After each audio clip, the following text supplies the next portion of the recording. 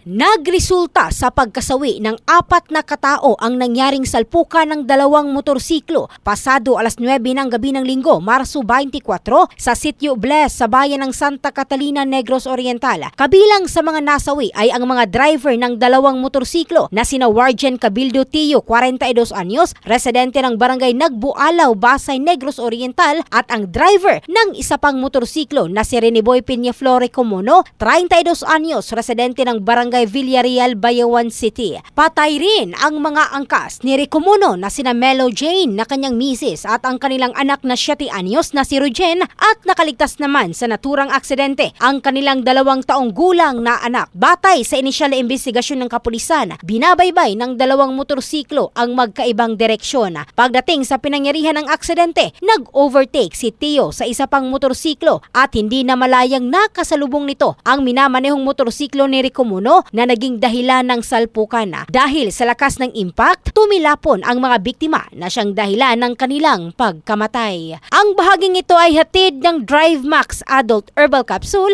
lalaking laging umaangat. In the heart of changing lives, ito si Michelle Craste ng Brigada News Philippines, the Music and News Authority.